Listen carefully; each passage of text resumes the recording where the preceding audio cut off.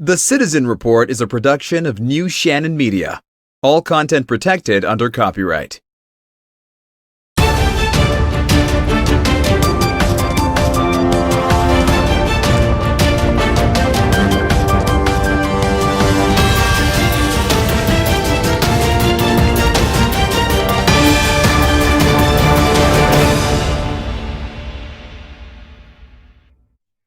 And welcome to the Citizen Report. I'm Jonathan Shannon in North Carolina.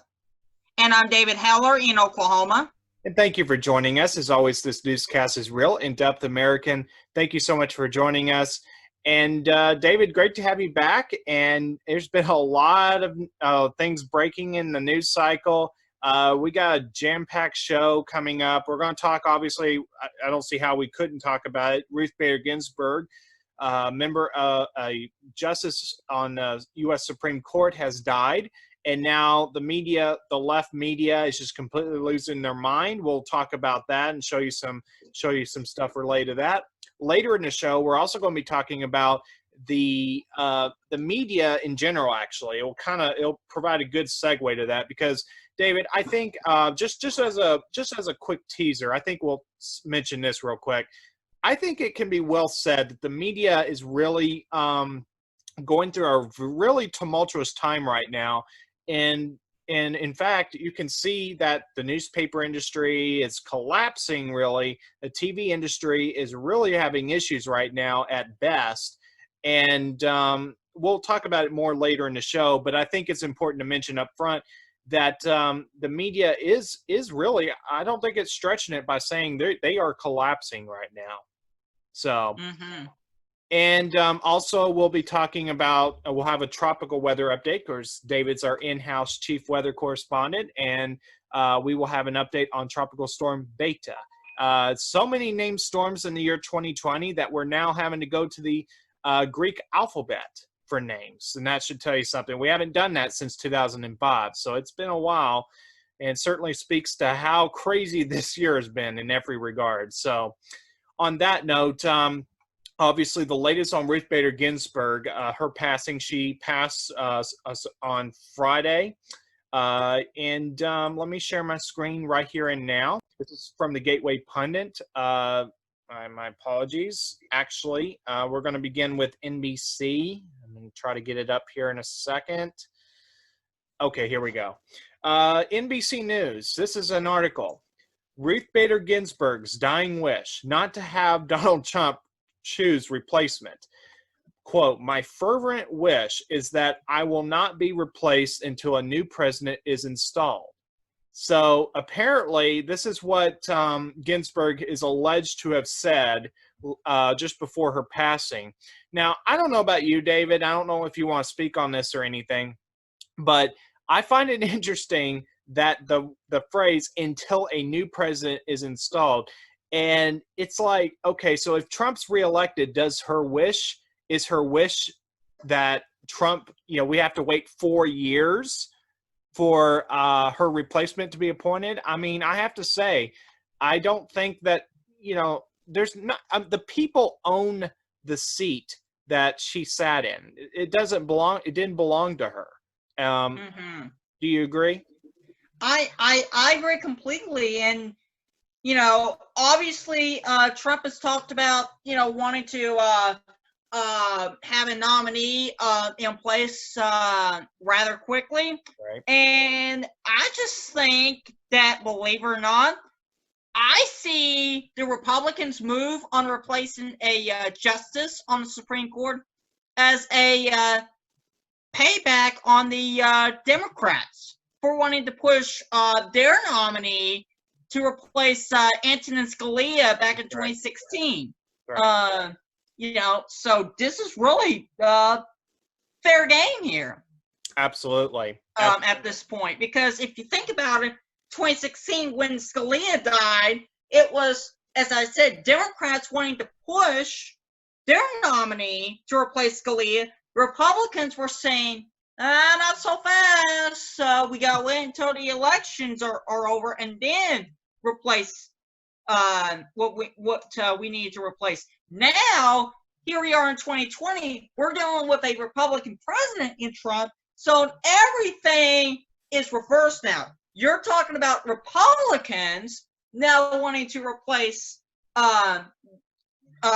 Ginsburg, and now Democrats are saying not so fast. Let's stall for time. Well, so this is really, at this point, it's just turnaround fair game for both sides of the political spectrum here.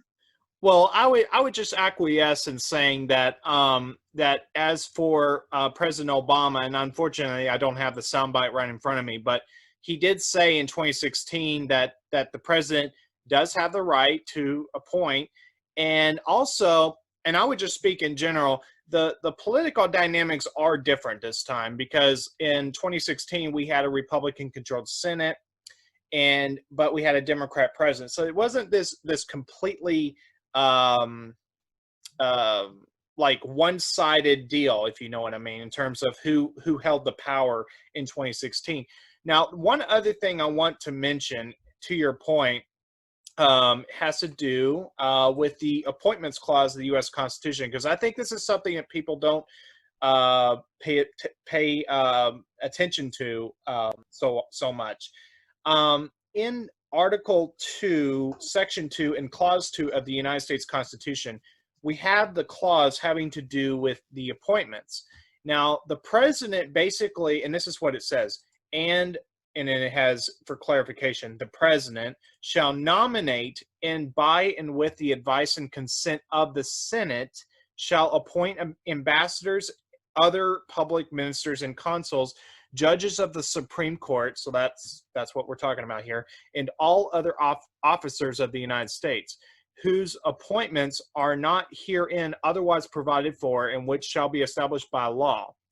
But and I mention this partly for this reason, and that's because one thing that people don't really understand is that the president doesn't get to just call the shots all the time. It doesn't matter who's in office. The president nominates, he puts forward, he advances who he wishes to have in office for that, for the judge on the U.S. Supreme Court. But it's actually not the president that installs it. At that point, it's out of his hands. The Senate is the controlling body that actually dictates whether or not the judge gets in. So I can understand why some would say, well, this is just cause and effect. 2016 they did this, and 2020 they're doing this now. But I would just say that the Senate actually makes the decision, and not the president. Yes, the president puts the person forward, but it's actually the Senate that gets the person in. So in my opinion, and this is just my opinion, what you had in 2016 where it was you had the Senate, basically they decided not to vote on what was his name, Merrick Garland or something like that. Yeah, I believe it was either Garland or Gorsuch. I believe it was Garland. Gorsuch was, I believe, the first nominee by President Trump. It was Garland that was Obama's final but failed nominee for the Supreme Court. I would just say, though, and people are welcome to disagree with me, this is just how I view this, that when the president nominates, it's very clear in the Constitution that there's supposed to be this process where the president, the only thing he's responsible in doing is nominating someone. When you get to the Senate dictates whether or not that happens. And so, in my opinion, the Senate of 2016, by virtue of declining to vote on it, was like a decline of his offer to nominate. So, and again, people can disagree with me, and that's fine. But I would just say the Senate, whether you agree or disagree with their decision, I would just say that they made their decision then, and the decision they're making now is also within their purview of what they can do by being the Senate. So I thought it would be good to just mention that real briefly, because I know there's this controversy going on right now, and we'll keep you updated on this as well. But I want to mention a couple of other things, and we will get to the media, talking about the media here in just a moment. But let me bring this up because I think this also bolsters my argument in support of going ahead and advancing whatever nominee Trump puts forward. The gatewaypundit.com. It's a good website, I would say. Now, here's the article. Since 1900, 70% of Supreme Court justice nominees were approved in less than 46 days. So, Undercover Huber on Twitter put together a robust review of Supreme Court justice nominees since 1900. The majority of these picks, 70%, were confirmed within 46 days, the amount of time from Friday to the election. So we have precedent here going over a century that a nominee that, this should not be viewed as them trying to pack the cord and force someone in. There's a couple things to remember. Trump is still the president. We elected him as president for 4 years, and that term does not run out until January. And so, in my opinion, as president, he is free to nominate whoever he chooses, hopefully somebody that upholds the Constitution, upholds the rule of law. It is the Senate whose terms also don't run out until at least January, and then many senators, their terms continue on after that. They have the right to choose whether or not to vote. They have the right to choose whether or not to approve this person. So I think that that Trump has every right to go ahead, and so does the Senate. Now, I don't know if you agree with me on that, David, but I just thought it was important to mention that precedent going on. I agree, and clear, here's the thing. The Democrats can sit there and whine all they want. But it's clear that, I know you're about to share this, but people like Pelosi and other Democrats in the House, they have no say over what President Trump and the Senate should do with regards to the Supreme Court. Because it is clear that it's the Senate, not the House, that gets to decide whether or not to put forth a nominee to the Supreme Court. Absolutely, because the founding fathers made it, they were very articulate in the Constitution. They made it very, very clear which chamber of Congress gets to decide what tasks they have to do. The House, deals with appropriations. They deal with budgets. And the Senate deals with, as we're talking about, not appointees, nominees that they choose whether or not to be the appointee. So to actually allow into office. Now, as David mentioned, I do have a soundbite, and this is so bizarre. And David, I just cannot wait to see your reaction to this. This is one of the most bizarre moments I have seen in years on TV. I didn't see it as it was happening live, but just watching this clip, this is bizarre. And by the way, this is the real deal. This is from ABC News YouTube channel. So this is completely legit. This is not by any means Photoshop. This is what really happened on TV. And first of all, George Stephanopoulos, he's a Democrat Clinton hack, and he's asking her about impeachment, which is like, we have been through this already, and here they are wanting to talk about impeachment again. Let me go ahead and play this, and then we'll talk about it.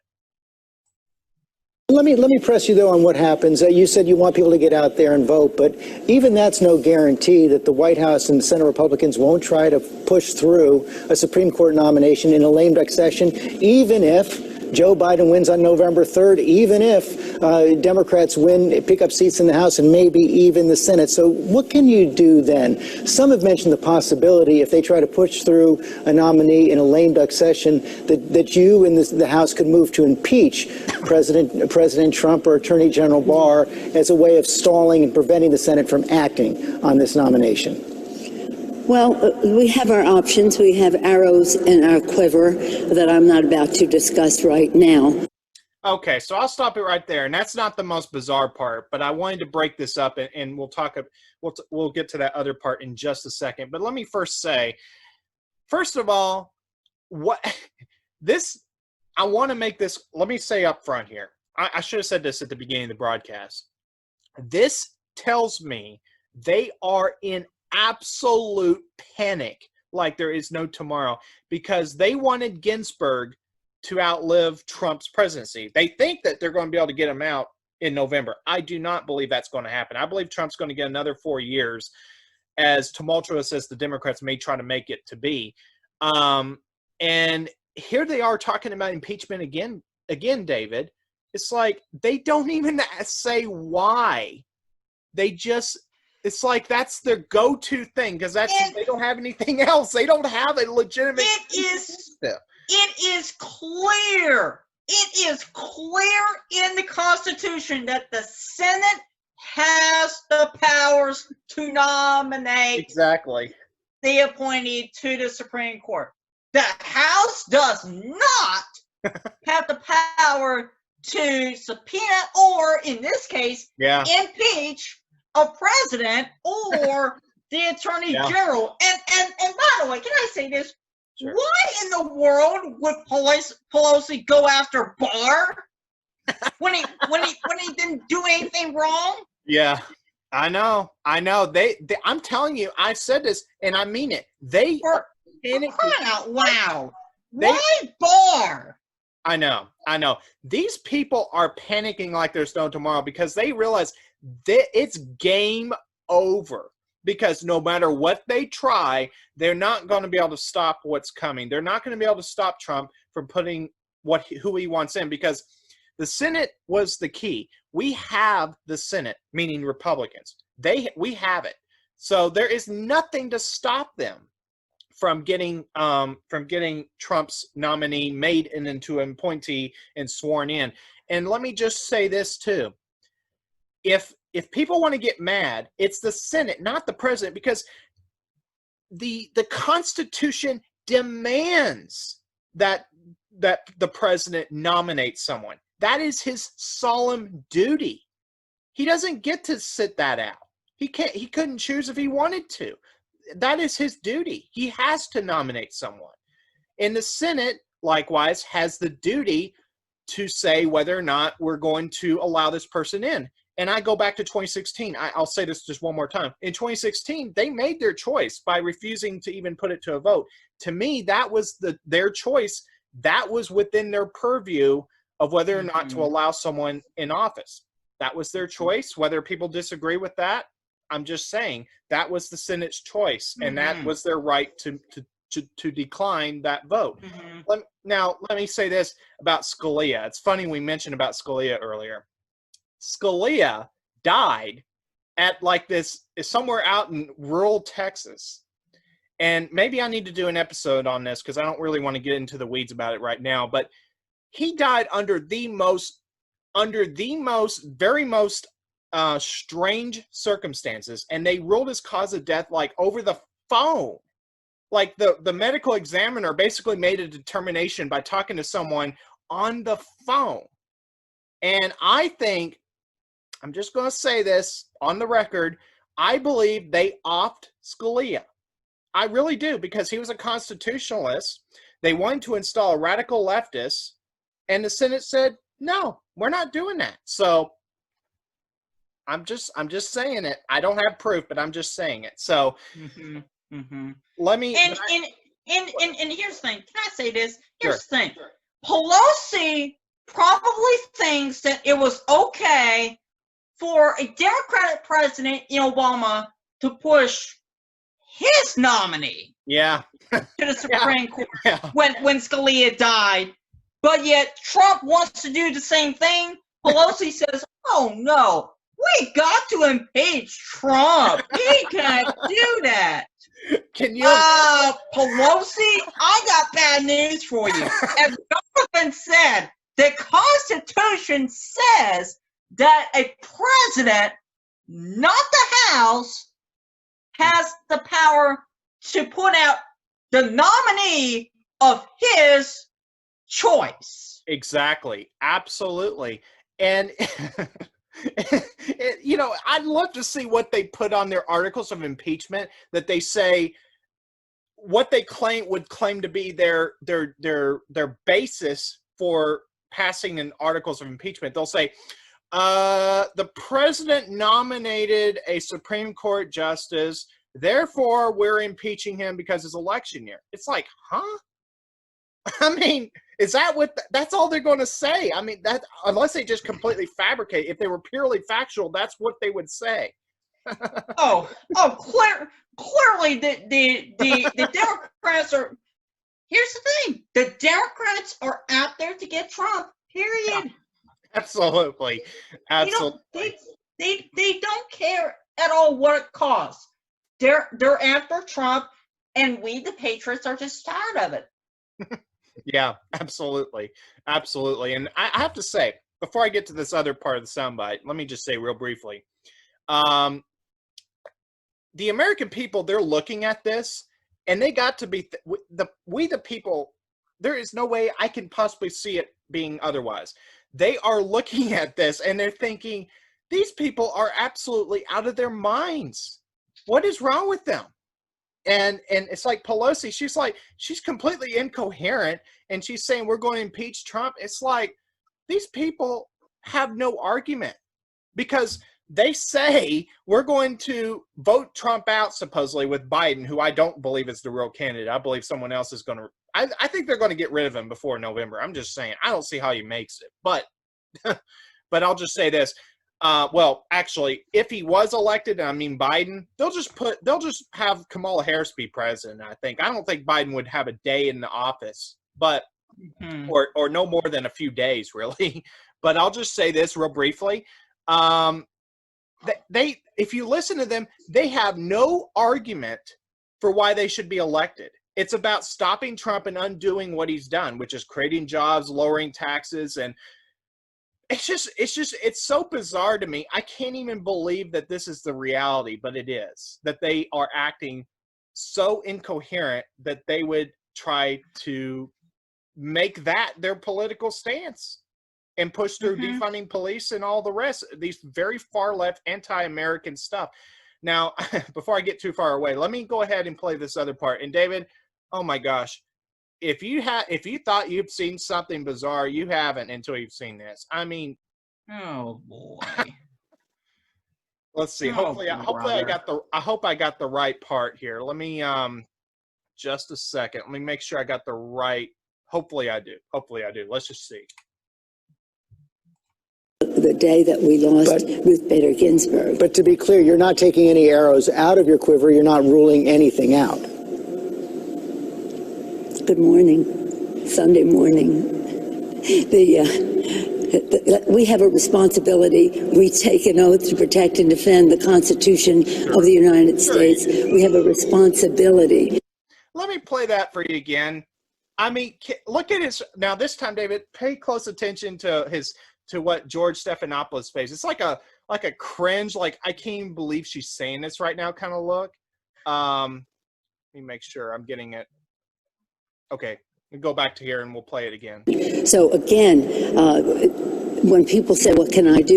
You can vote, you can get out the vote, and you can do so as soon as possible. 10 states, as I said, on Friday, started their early voting the day that we lost Ruth Bader Ginsburg. But to be clear, you're not taking any arrows out of your quiver. You're not ruling anything out. Good morning. Sunday morning. We have a responsibility. We take an oath to protect it. I mean, can you believe it? She's like, instead of answering his question from the outset, she's like saying, good morning, kind of randomly. I was like, it's like when I first saw that, I was like, I mean, I don't even know what to say. She's lost her mind. But I mean, this is something for her, for her standards, losing her mind, because this is beyond the normal person losing their mind. This is like beyond the next level. Like, I know I didn't mean to make the whole show about her, but I just have to say, I just couldn't help it. I mean, this is so bizarre. But I mean, what's going through your head right to quote Judge Judy to Officer Byrd, tell them goodbye. Yeah. In this case, tell Pelosi goodbye. There you go. Tell Pelosi goodbye. Yeah. We're done here. It's just these people are just. I don't know what synonyms I could use. They've just lost their minds. I mean that's all I can really think to say. Yeah, I mean it's clear that they. Here's the thing, Jonathan. The Democrats lost their ever-loving minds a long time ago. Yeah. They have. Yeah. I'll just say this as a final thought on this topic. I want people at home to understand, if we weren't winning, I should say, if we were not winning, they wouldn't be acting like this. The only reason they're acting like this is because they are so panicked right now. And I'm talking about the Democrats and the deep state. These people have lost their minds, that so much so, they're now threatening to impeach Trump because he's going to do his constitutionally mandated obligated duty to discharge the duties of his office that he swore to do back in 2017, which was to nominate somebody. So this just points out how utterly, incredibly insane these people are. And yes, they are. And they're threatening to impeach Barr as well. It's like, yeah. Again, it's like, why does Barr have anything to do with this? Exactly. I mean, Barr, again, is only doing his job. He is saying, like, he's basically, I'll bring this up since you mentioned it. I'll just say this. John Durham, he's been investigating all these people, the deep state and all. He's a U.S. attorney, and Barr was questioned on it. He said, would you, basically something to the effect of, would there be a report before the election? Would you, I don't know if they asked if he would stop it, but it was something along the lines of having to do with the timing. And he said, no, I don't have a problem with that. So, and these people, I'm telling you, they are panicked. And I'll tell you another reason why they're panicking. Because unlike these sham investigations like Robert Mueller, there was a complete sham of an investigation. John Durham is actually doing a real investigation, which means there is no leaks going on right now. These people have absolute no idea what kind of hammer he's about to drop. And with like these grand jury indictments, that is another thing that protects you and I and every American citizen in this country. If an innocent person was investigated and it was decided by a grand jury to not indict that person, the public, as it should be, should never know that investigation was even taking place, because that is to protect the innocent, because you're innocent until you're proven guilty. And that tells me that what John Durham is doing is the real deal, because he's keeping things locked down real tight. Robert Mueller, he was just having people leak this, leak that. It would make it on the 6:30 or for you, 5:30 evening news, and it would just be like, oh, Mueller's going to do this. Well, that just tells you what utter fraud that whole thing was with Mueller, because a real investigation, there would be no leaks, none whatsoever, because that's not how, you're not supposed to make propaganda of an investigation. So I'll defer to you on what you have to say. I mean, I think that I am going to make a bold prediction here. Okay. I think that Durham is going to probably drop a bombshell that the Democrats, the liberals, the deep staters are not going to like. Yeah. And I smell this coming over the next, give it 6 weeks. I think give it 6 weeks, if not sooner. We're going to see a bombshell that comes out from John Durham, and the deep staters, the liberals, are not going to like what Durham has for them. Yeah, they're just not. Well, I think it's going to be a classic October surprise. I really do. Now, we could be wrong, but to me, the writing is on the wall. He is wrapping up, and I think there's going to be some real indictments coming down.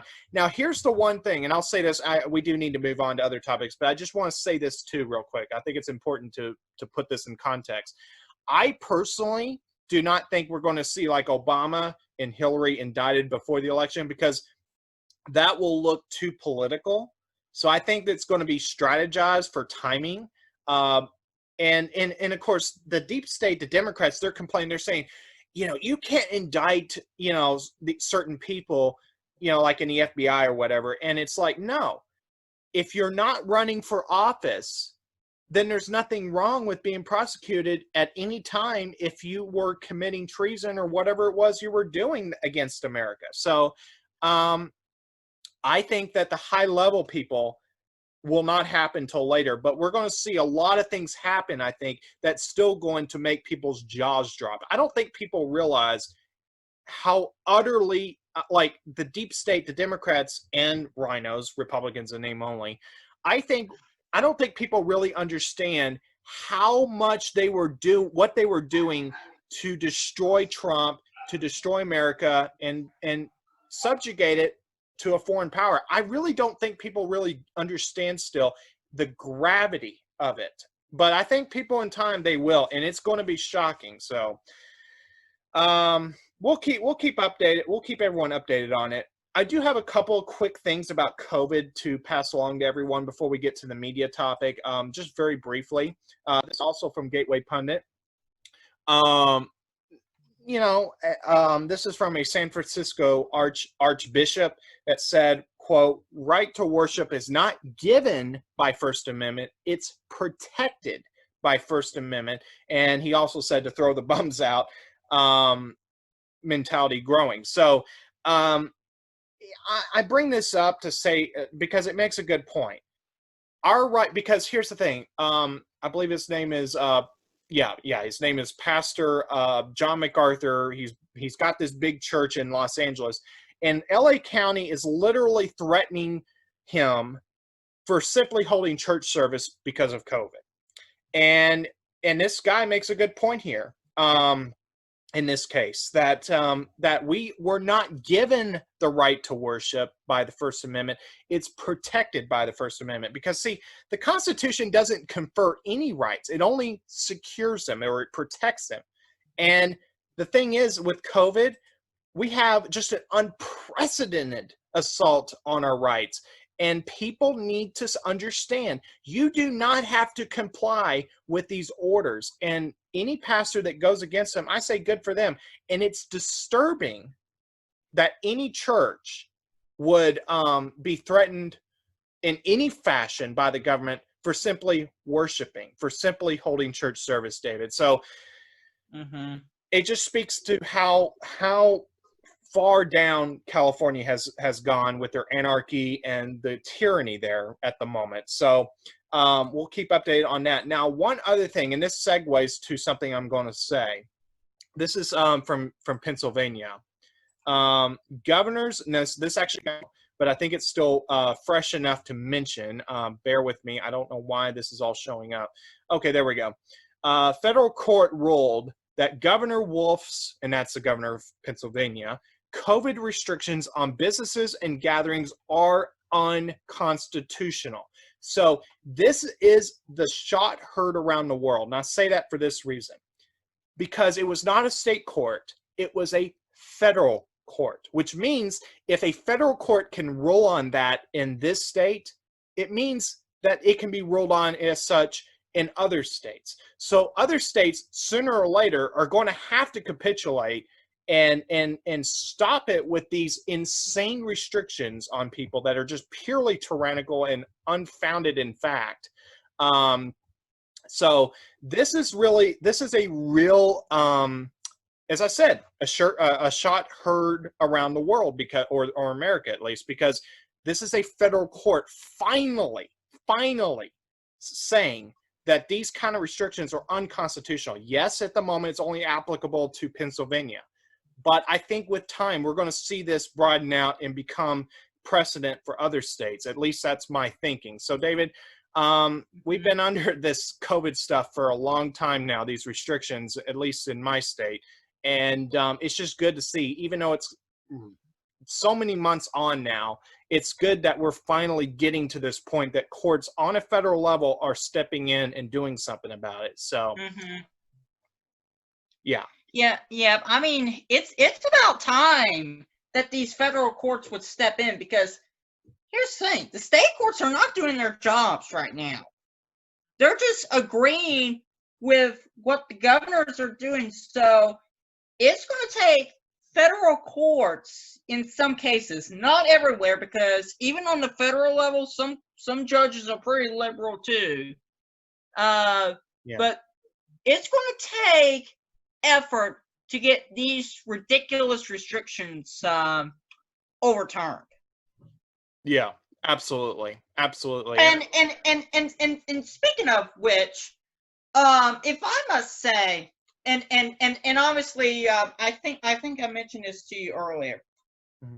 I think Facebook platforms like Facebook and Twitter and all these other platforms have gone really bonkers about anything that goes against China, anything that goes against the World Health Organization. It's just completely nuts that Facebook and all these other platforms would censor information, especially if it's from a credible source. And obviously, I mentioned this on a Facebook group that even KERO TV, who posted a video about the 2 doctors in the Bakersfield area, and those 2 doctors went against the World Health Organization, went against China. So what did YouTube do? Pulled it down. Yep.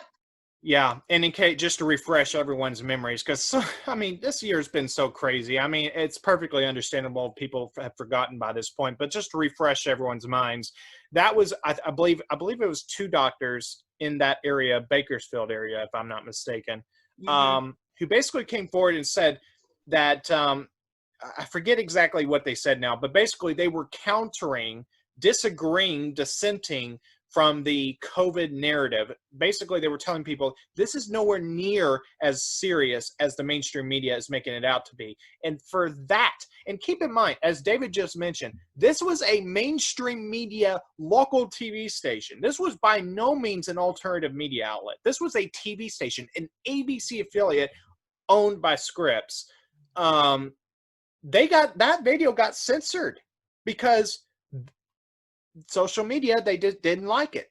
So it just points out that they're trying hard to keep the narrative the way they want it to be. But I think people are waking up. And I'll just speak on a personal note. I was in Walmart tonight down in Lake Wylie, South Carolina.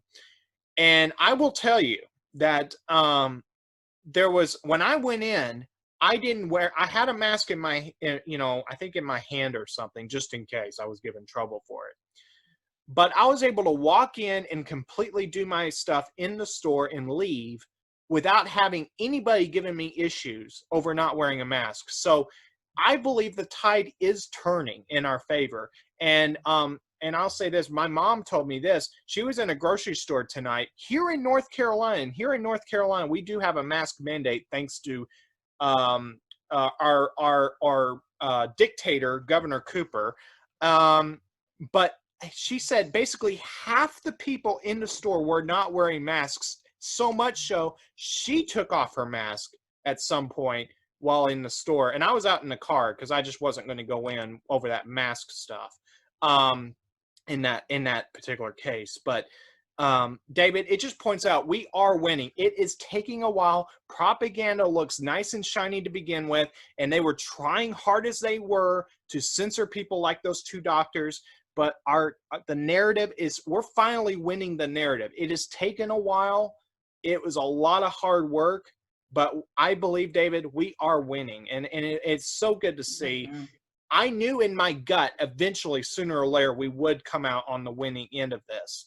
But unfortunately, people had to experience tyranny for themselves to understand why it is we can never, never allow this to happen again. Mm-hmm.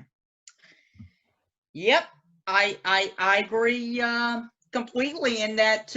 I believe that there is still hope in this country, and that I don't think God is finished yet with this world. He's still doing That's right. miracle things, no matter what certain pastors think that, oh, we're getting close to the end, we're getting close to the end, blah, blah, blah, blah, blah. Here's the thing. Do I think that at some point we are going to get called up to heaven? Sure. Yeah. I believe, it's going to happen at some point. Do I think it's going to happen before 2020 is over? No. Well, I'll just say this. We don't know for sure when the Lord is going to call us home. That's right. We don't know for sure. And the Bible says very clearly, occupy till I come. Jesus said, occupy till I come. So we, until the very last second we're on this earth, we're not supposed to be passive here and like, oh, ha, ha, I'm just going to let, just kind of. Or like, you need to get ready. You need to get ready. The Lord is coming. And yeah, we should be ready. If we trust in Jesus, then we are ready. But the thing is, but the thing is that it's like there's this mentality that, and I'm so glad you brought this up, because this is a good point to make, that we're not supposed to withdraw from politics. We're not supposed to just withdraw from society. What does the Bible say? It says we're in the world, but we're not of the world. So we're supposed to be involved, and us, meaning us Christians, we're supposed to be involved. It doesn't mean that we're all going to be politicians. It just means that we know what's going on. We decide wisely on how to vote, and we stand up and we speak out when we see an injustice taking place, like with pedophilia and the Democrats and deep state trying to destroy America. So instead of people like no offense, like my mom saying, oh, that just means that it's getting closer to the Lord calling us home.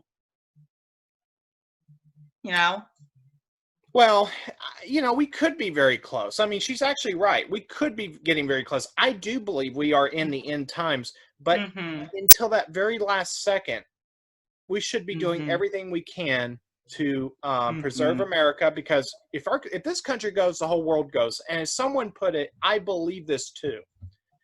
We are grafted in. We're not Israel, okay? But we are grafted in. We are inseparable from Israel. I believe God allowed this country to come into existence for such a time.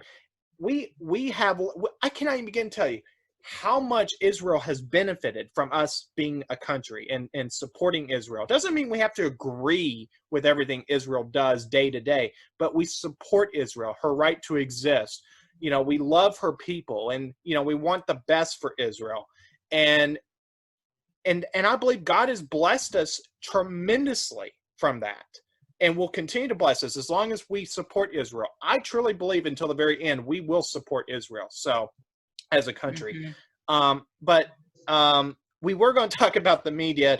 I'm so glad we brought all this up. I mean, it's so good to talk about. But to segue over to the media, David, I have a clip I want to play for people. It's just under 2 minutes long. This is an exchange. Let me give an introduction to this.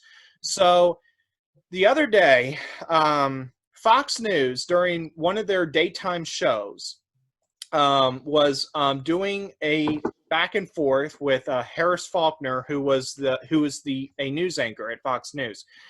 They had Newt Gingrich, a former Speaker of the House. He's a Republican, obviously, a big, big Republican. And then you had Marie Harf, who's a Democrat contributor, and I would dare say a political hack. She was in the Obama administration.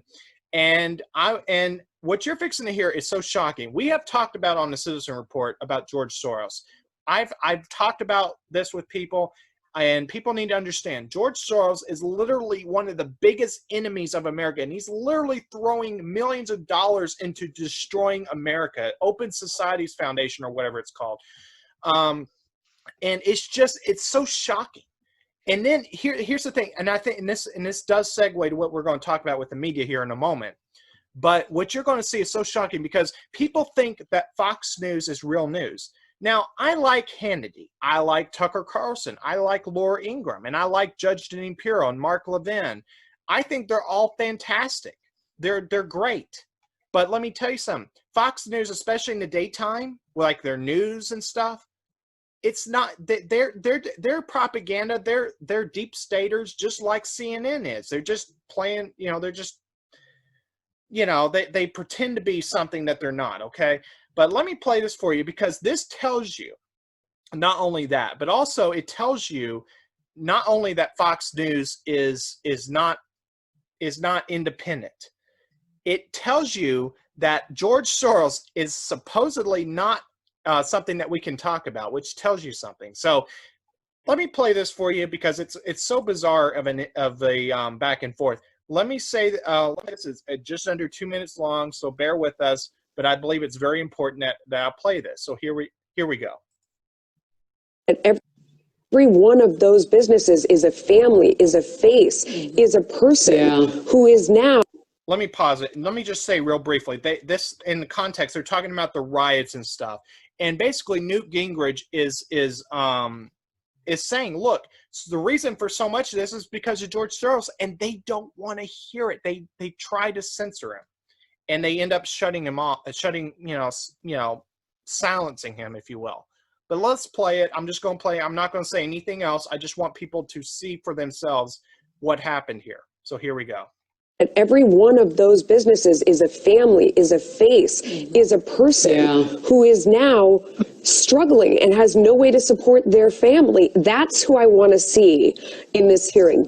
I want America to see the faces of these people whose lives have been destroyed by this violence. Yeah, so true. They represent everybody, right? Speaker Gingrich, I know you have a final thought for us.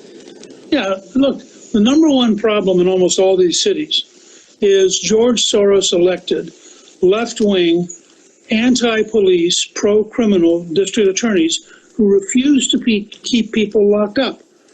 Just yesterday, they put somebody back on the street who's wanted for 2 different murders in New York City. You cannot solve this problem, and both Harris and Biden have talked very proudly about what they call progressive district attorneys. Progressive district attorneys are anti-police, pro-criminal, and overwhelmingly elected with George Soros's money, and they're a major cause of the violence we're seeing because they keep putting the violent criminals back on the street. I'm not sure we need to bring George Soros into this. I was going to say you get the last word, Speaker. He paid for it. I mean, why can't we discuss the fact that millions of dollars he spent? I agree with Melissa. George Soros doesn't need to be a part of this conversation. Okay. So it's verboten. All right, we're going to.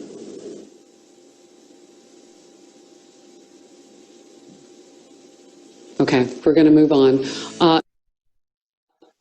I'm just gonna let that sink in for a second. What people just saw here, because what I there's so many ways to look at this, and I only mean to spend a couple minutes on this because we got other things to talk about. But I just want to say it should be so transparently obvious that if you mention George Soros on the mainstream media, you will be silenced because George Soros, he's in on it. Like he's literally, his hand is in the cookie jar for the mainstream media. And this should prove to people, Fox News is mainstream media. It just is. Outside of those aforementioned hosts I mentioned earlier that are great. They're good hosts.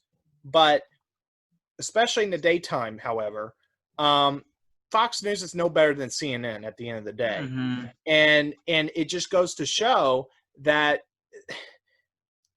if George Soros wasn't a threat to America, then why is it that people can't talk about him on the air like on Fox News? So I think this is a good segue to talking about the media, David. But I just have to say, George Soros is a threat to America, and it's really disturbing to see that someone as mainline Republican as Newt Gingrich can't even talk about him uncontested like that. Yep, that just goes to show you how far down the drain Fox News and really cable news in general has gone. I can't even tell you the last time I sat down and watched cable news. Yeah. That just goes to show you how far down the drain cable news has gone. Yeah. Yeah, I mean, the thing is that, any news that you watch on TV anymore, I'm sorry to say, people, but really anything you watch on TV anymore, you have to really question it at this point, because it's just, if you want to know who funds these channels, just watch a commercial break. You've got these pharmaceutical companies that they pay ad revenue to these companies. But I guarantee you, behind closed doors, that we don't see this take place. They're telling them that if you want us to continue giving you ad revenue, you will say this or you won't say that. And I think that that's what we're seeing there, that not necessarily ad revenue, but George Soros must have some type of control behind the scenes, even at Fox News, because Newt Gingrich, he wasn't allowed to say what he wanted to say about him, which was all factual. It's not even conspiracy theory. It's all fact. And the mainstream media is in big trouble. I'm sorry to say, but it's on a network level, on a local level. No matter what you're talking about, if it's a mainstream media, they're in trouble because people are waking up to this. People are no longer foolish to this. They are wising up and they're tuning out. So, and let's be clear, there are outlets, particularly at the local level, that are innocent of this. I'm primarily concerning myself with the networks like CNN, Fox, ABC, CBS, NBC. The local stations are better generally, even though they do run content from the national level, like the network they're affiliated with, maybe CNN. But notwithstanding that, local stations are a different deal. But it is whether if it's intended or unintended, it is a consequence that kind of runs off on them like a domino effect. That now we're seeing the mainstream media at all levels just really having issues right now, and the company we're fixing to bring up, I think, is an example on a macro level of that. Mm-hmm. And that is Meredith Corporation, who just this week laid off in total anywhere between 175 and, listen to this, 200 employees. Yep.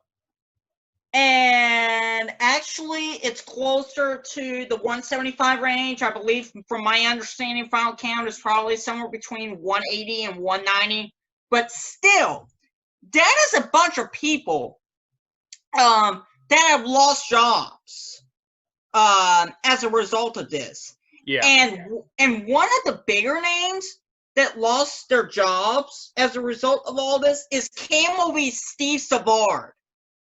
He was among those 180 people that lost their jobs at Meredith, and he was their main evening news anchor at KMOV in St. Louis. Yeah. Job lost. Well, all because Meredith is trying to cut costs, and I believe, quite frankly, Jonathan, and you may chime in if you want to, but I think Meredith is cutting costs so deep that it's getting to the point where we may have to start getting concerned about potential bankruptcy here. Yeah. At Meredith. Well, it just points out also an overall trend that, these either as a company, you're either going to be ruthless and innovation, and you're going to try to do everything you can to stay relevant, or you're going to be a company like Meredith that's taken longer, kind of meandered and innovating. And because look, people are no longer watching TV like they used to, and we're starting to see that really proliferate. Now, the thing is, Meredith could have handled this a lot better. It's obvious to me, but they're doing this in such a haphazard way. It's really, like you said, David, it's getting to the point now where one has to wonder if bankruptcy could be in its future. And I think very well could be. I don't want to say that. I'm not prophesying that. I'm certainly not speaking that and wanting that to happen. That's not what we're saying here, but it's just like, you just look at it and it's like 2 + 2. How can you not answer that it's 4? And that's kind of what I'm seeing here. We're seeing the building blocks taking place. They're building up this building block leading up towards bankruptcy. And case in point, I think what started this whole thing was well before COVID. And I'm talking way back in 2016, I believe it was, when Meredith bought Time Inc., which has all these publishing entities like the People magazine and all that. And Jonathan, that industry, the paper industry in general, the whole print industry, magazine, publishing, print, you name it, that industry is a dying industry. Yeah. Nobody is reading magazines. Nobody is reading papers. Nothing like that. I certainly don't read publishing or papers or anything like that anymore. Now, someone like my mom, for example, or my dad, maybe they probably still read magazines and such like that. But as far as our generation, Jonathan, we don't do that. We just don't. Because most of the time, you and I are probably just sitting there on our phones, or like we are right now, on our computers and reading stuff on there. Well, and you're exactly right. And I would just add too that that you just hit on it. That nobody's watching, or no, I should say, nobody's reading magazines like they used to. And now and then I'll read a magazine, but it's not a regular thing for me. And I'll just say too that it's not just the format, it's the quality, it's the content. Because I'll tell you this, I will tell you, like Answers in Genesis puts out a magazine called Answers Magazine. I highly recommend that magazine. So, of course, you've got magazines that are still good, that are still relevant, very much worthwhile in reading. But then you have these other ones like People Magazine, and it's like they sit on the, what is it, newsstands or at checkout lines at the grocery store, and nobody, very rarely someone buys them anymore. And it's just, you look at the front of what their leads are, what their cover stories are, and they're not interesting most of the time.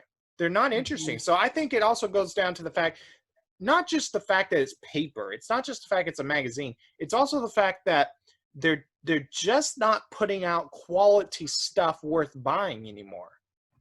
Mm-hmm. I agree completely. And to me, the comparison of the bad buys, I believe, could be case in point, Tribune buying Times Mirror, which included papers like, I believe, the Boston Globe and the LA Times back in 2000. And that ultimately set the course for a gentleman named Sam Zell, who bought Tribune. Tribune went bankrupt. They sold to Chicago Cubs after that. And ultimately, they split up the publishing and TV companies, and both of them ultimately were sold separately. Right. And it really goes to show you that those two buys were not really good buys. No, If it was not a good buy in 2000, and if it wasn't a good buy in 2016 or 17. Can you imagine trying to buy a newspaper company or even a publishing company in 2020 in this environment? I don't see how anybody in their right mind would buy.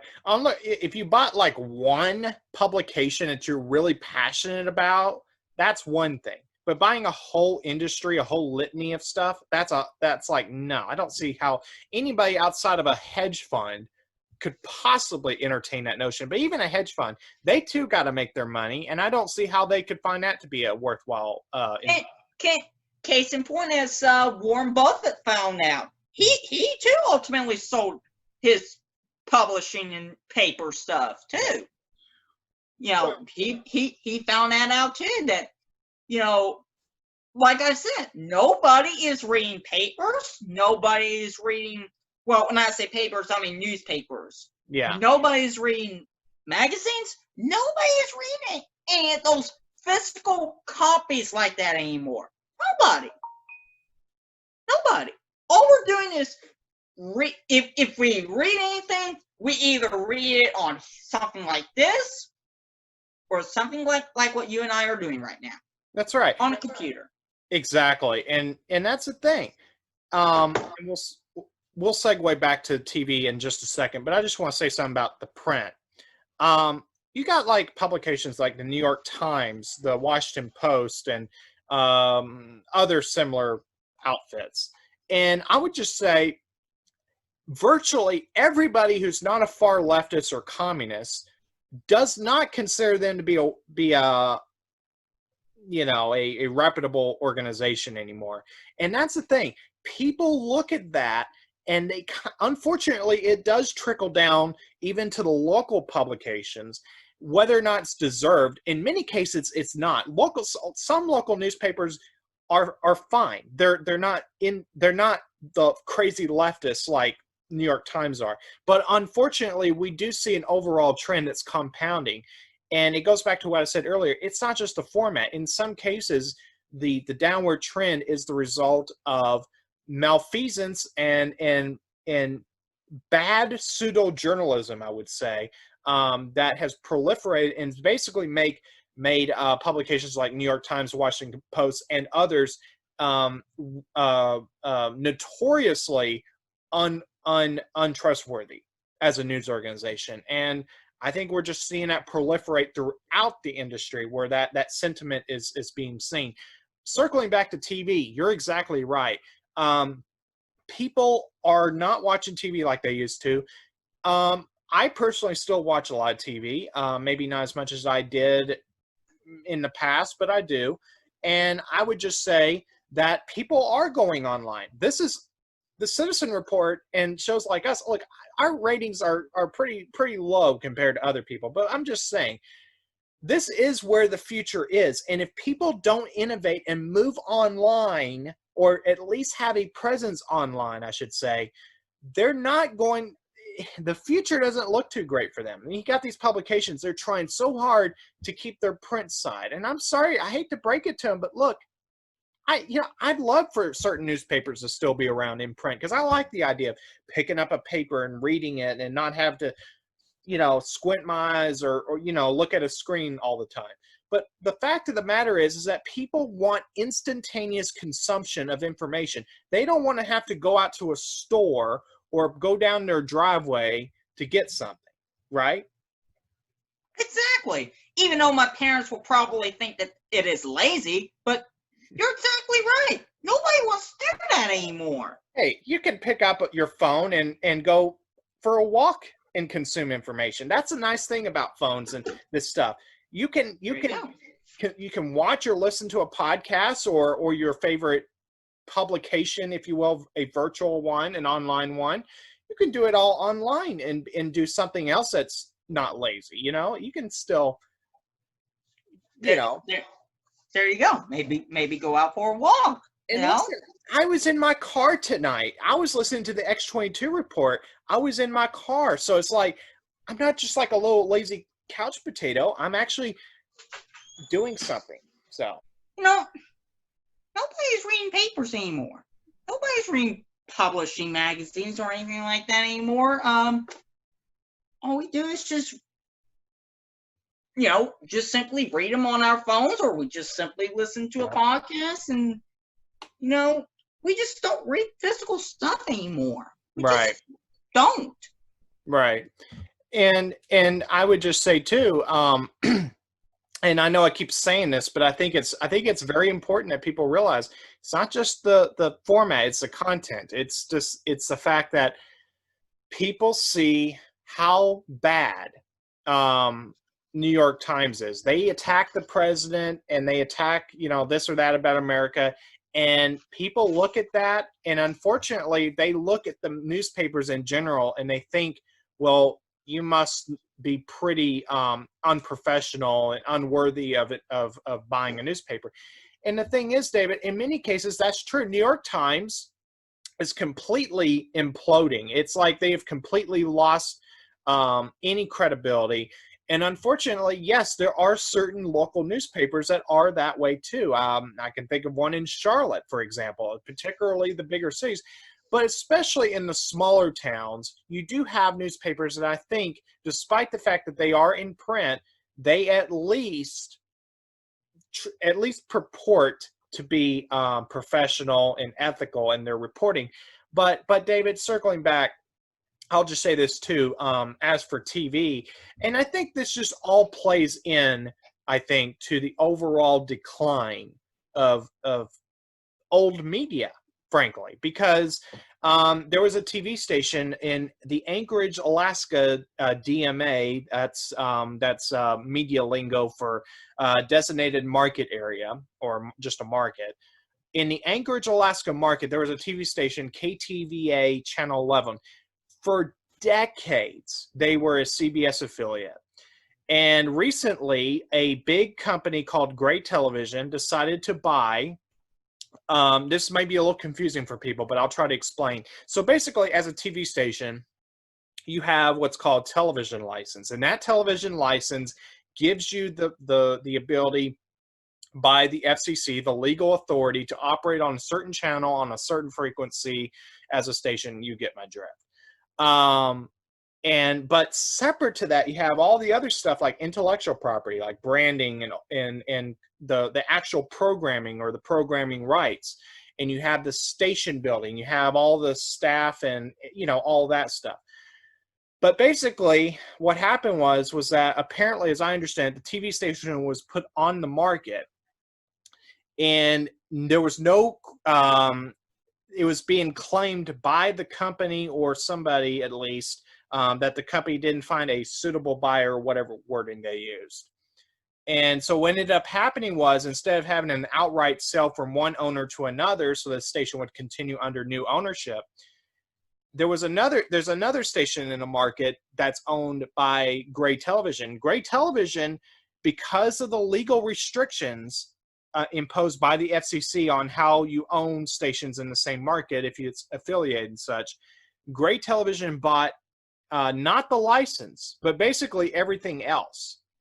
And so then Gray Television consolidated CBS programming onto an existing channel that they owned, and also basically acquired the intellectual property, but not the station, the actual license, if you will, itself. So David, I know that was a lot of technical language I just used, and it is difficult to understand if somebody's not clued in on the broadcast industry. But just to say, that goes to show that not just print, but television is facing a big crisis here. Because look, people are not going on television to, look at content. People are looking maybe at television, but they're online. And it goes to show that people are growing weary of media bias and all that stuff. And I think it's all just combining into a big, perfect storm that I think it's unfortunate, but I think you're going to see this kind of trend continue. And I'll defer to you on what you have to think on that. I think it's, here's the thing. My parents and I just cut the cord about a week ago.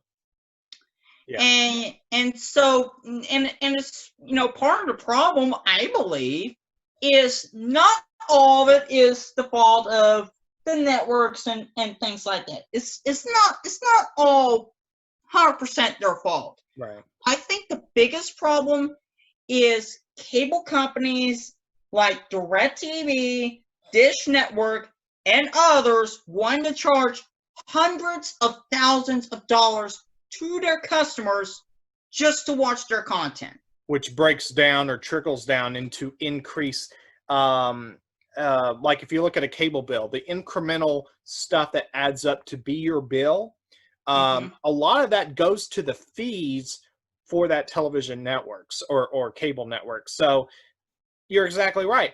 People don't want to pay that much anymore because, frankly, the cost-benefit analysis of it, I didn't mean to step on you, but I just wanted to say, people don't want to pay for something that they get so little return on. Exactly. And I was going to bring up, even though you may not watch those certain channels, like for instance, when my parents and I had cable, for instance, well, I may watch ESPN.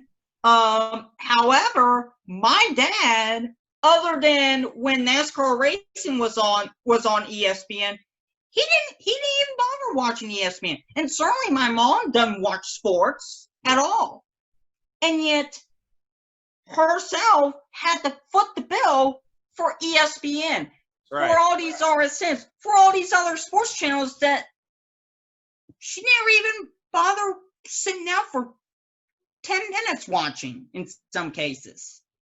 That's a good point you just brought up. I'm so glad you mentioned that, because people, look, there are some networks that people may want to get, like, just out of example, maybe the Weather Channel, maybe, despite what I just mentioned earlier in the podcast or broadcast, maybe Fox News, maybe the local, maybe you're in an area where you can't get a good over-the-air signal from a local TV station. You want to get that service, that cable service, but then you don't want to pay for all these other channels ad nauseum that you just don't find any value in.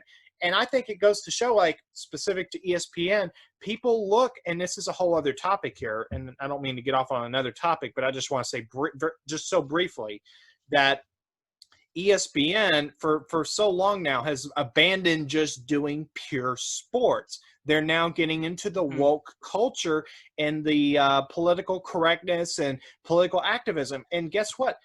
Or I should say, sports enthusiasts don't want that. They just want sports. So guess what? They're going to either go to another place where they can get sports, they can watch somebody throw a touchdown and not have to hear about how bad white people are. I mean, ridiculous stuff like that.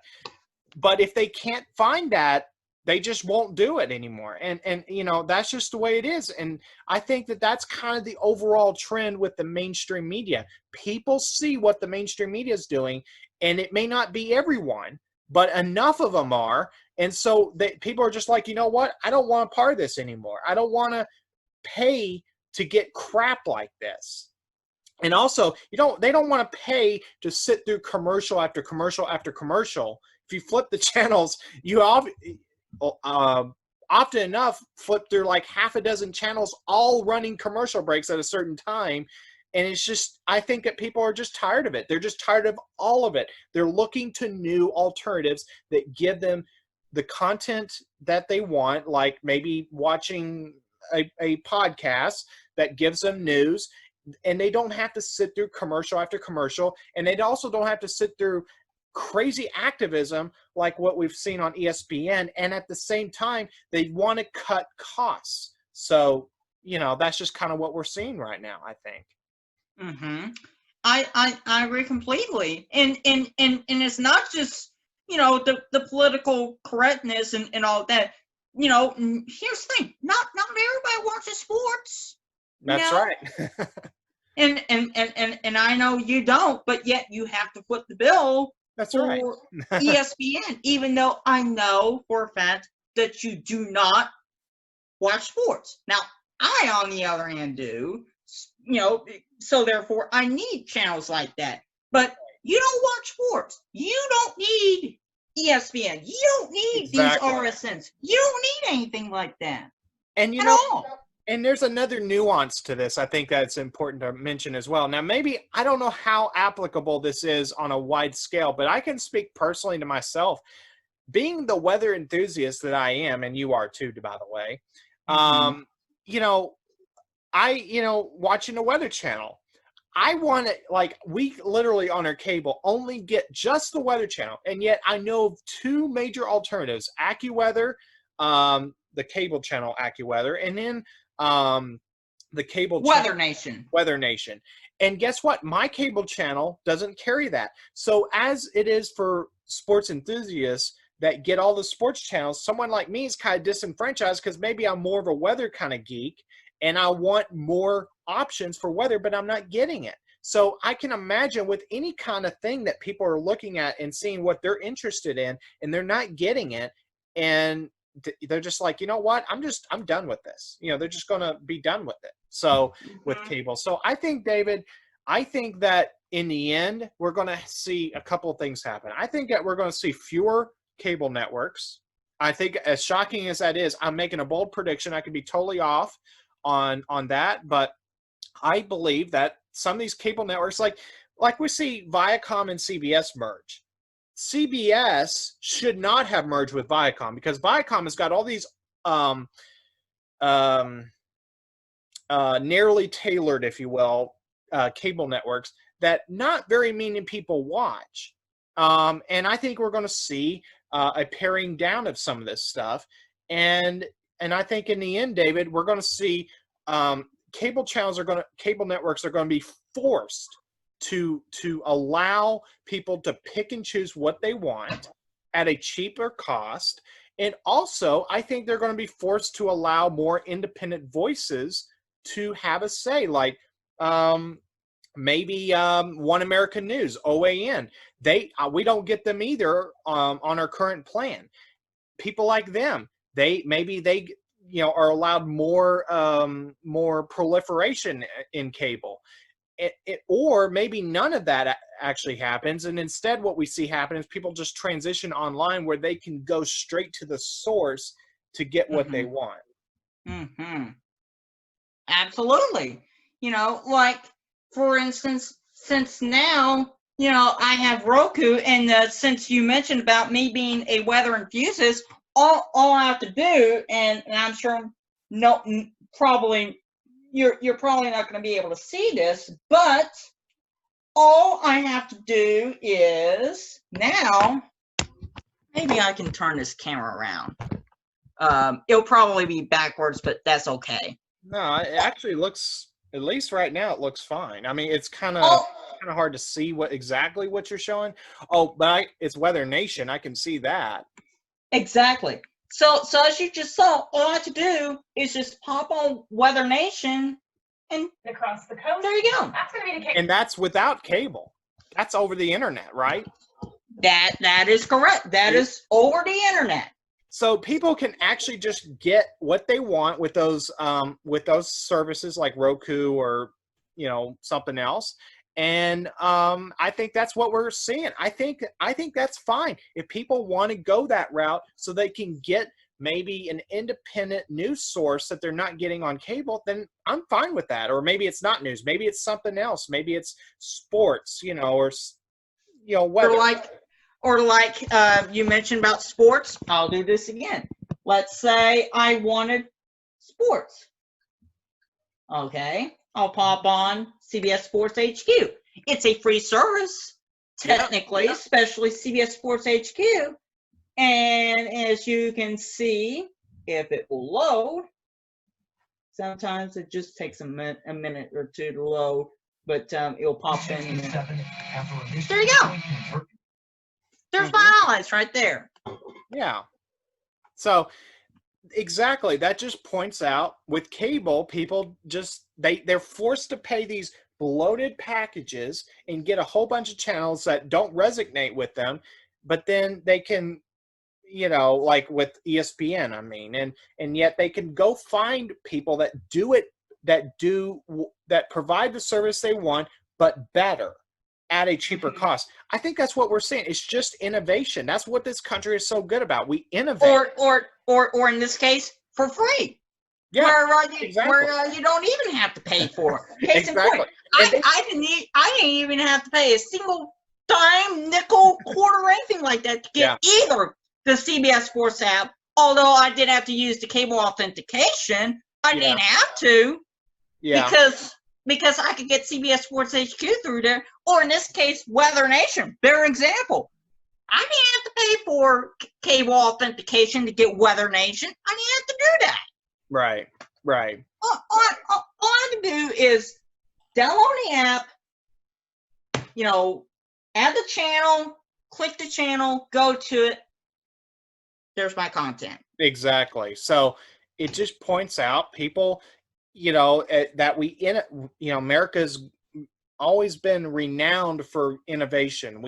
We have inventors and people that can take something and create a new concept to improve lives. And I think that's what we're seeing. People just, they don't like what they're seeing on cable because they're being spoon-fed a whole bunch of either propaganda or just stuff they don't want.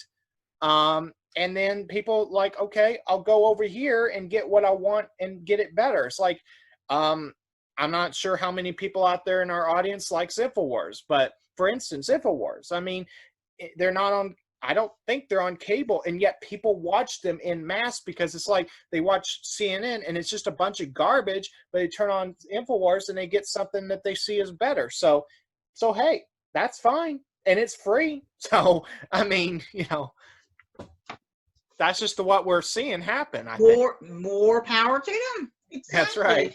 And you know, it's just taking longer for my parents to join the revolution, but hey, they finally joined. Everyone's going at their own pace, and you know, I think that in a few years, more people will join. Cutting and maybe perhaps your parents may finally join the revolution. Trust me, if we ever found a reason, if we ever found a good alternative, I'm pretty sure we would do it. So even I would be on board with that. So, but yeah, I mean, it just shows that, you know, we're just seeing these trends. Times are changing, and people, they want better content that they're getting or a better price, and they're finding it. So online, that is. Yeah. So anyways, now David, we are kind of running out of time, but we have a tropical storm, I believe, in the Gulf, and we want to update our viewers on that. And I'll just kind of turn the floor over to you. And as our chief weather correspondent, I'll just kind of turn it over to you, and so you can brief the viewers on that. Yes, sir. And actually, tell me, host disabled participant share screening. Got to fix that. My apologies. I thought I had that fixed. Okay, there we go. There we go. Now we're getting somewhere. Okay. After a brief technical glitch, I do apologize for that. So, as Jonathan alluded to, we have a tropical system now that is in the Gulf called Tropical Storm Beta. Now, people may be wondering, why a Greek alphabet? Why not a regular name? Well, here's the reason why. For the first time since the 2005 Atlantic hurricane season, we have gone through every single regular name.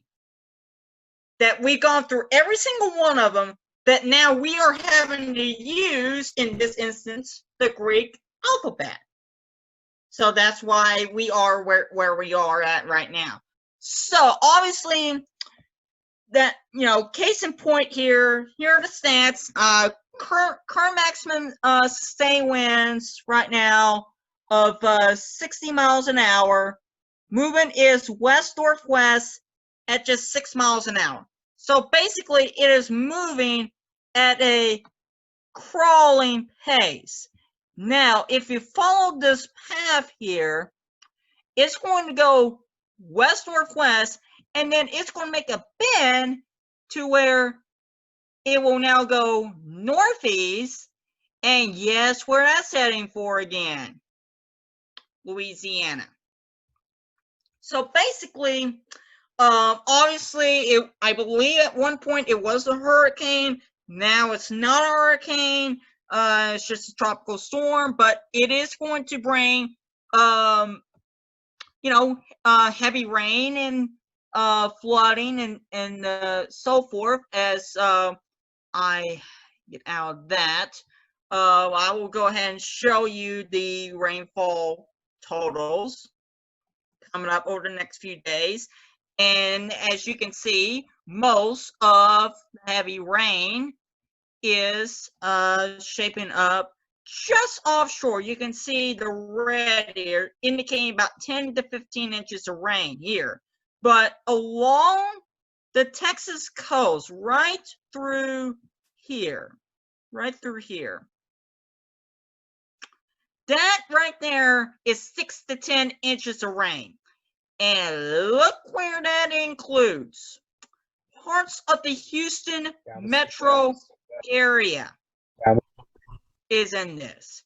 And Jonathan, you and I both know what that means when this much rainfall is in the forecast in a particular area that is vulnerable to flash flooding.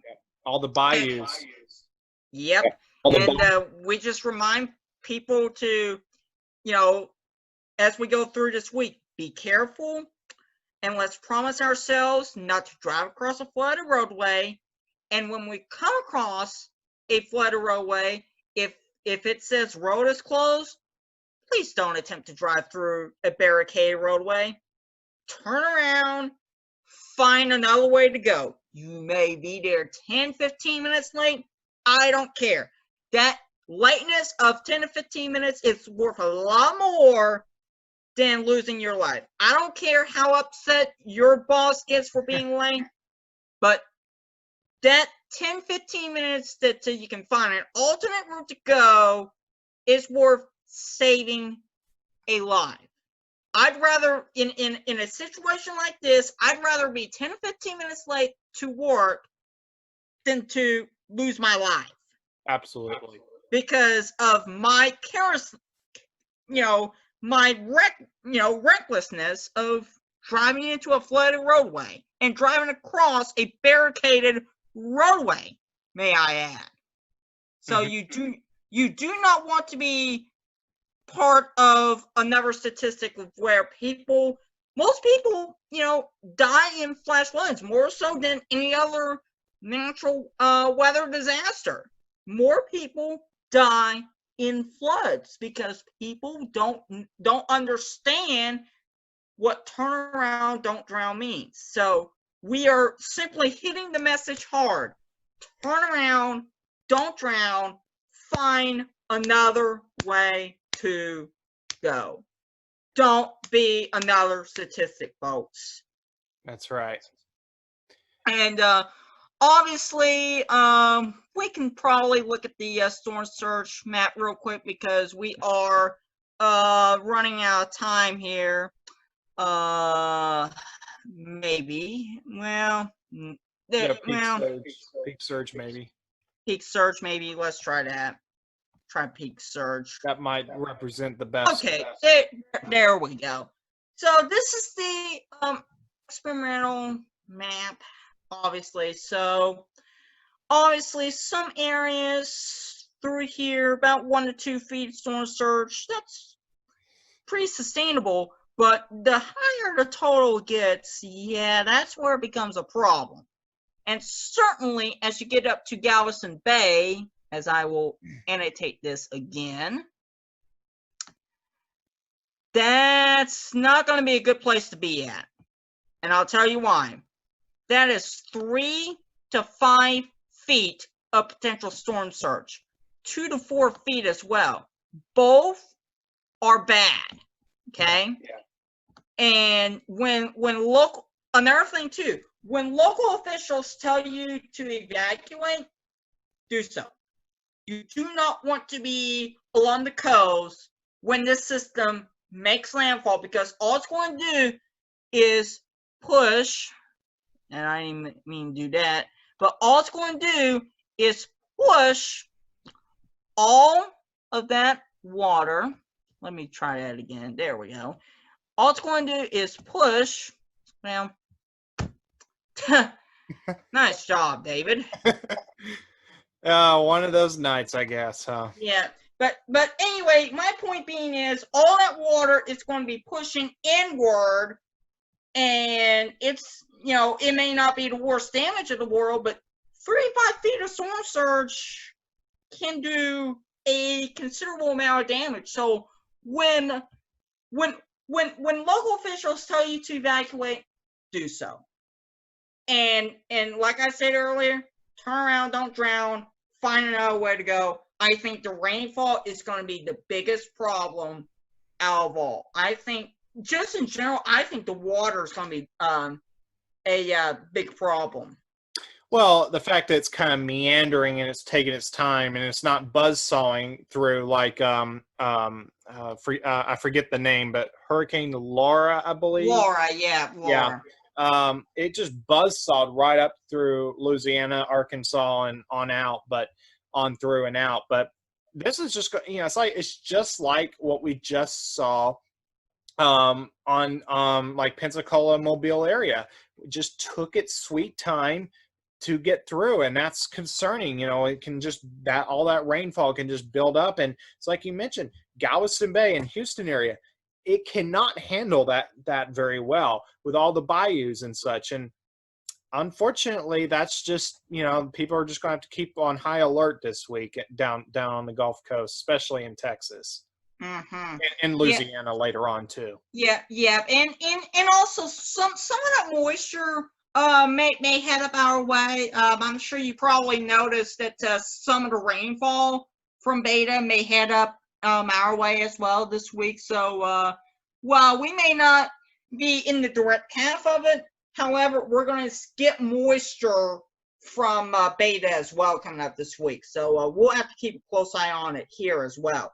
And perhaps Arkansas as well. Of course. And it's like just because you have the cone of uncertainty, you anywhere in that cone could be the center of circulation predicted, forecasted, but it doesn't mean that, it's not to say that all the effects are confined in that cone. You can have far-reaching effects well outside the cone of uncertainty. So, and one other thing I think we need to mention too, as is the case inherently with a tropical system, you have to kind of keep on the watch as well for potential tornado threats as well, especially in that northeast quadrant. If you chop a storm in four, it's that top right one that you're looking at top down.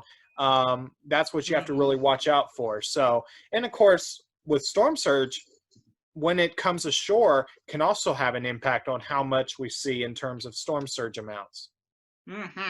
Absolutely. Even though 3 to 5 feet and 2 to 4 feet may not sound that much, it all it has to do is just take, in some cases 2 feet of water to, do damage. That's right. 6 feet of water can easily sweep a car away too. That's right. So just remember all these safety tips that we talked about when it comes to tornadoes and landfall and tropical situations, and also remember to promise ourselves not to drive across a flooded roadway. We cannot hit the message hard enough to turn around, find another way to go, and most of all, don't drown. That's right. That's absolutely right. If you can't see the road, you don't know if it's washed out or what's happened underneath the surface of that water, because the water is very, very powerful. So just a few inches can knock you off your feet.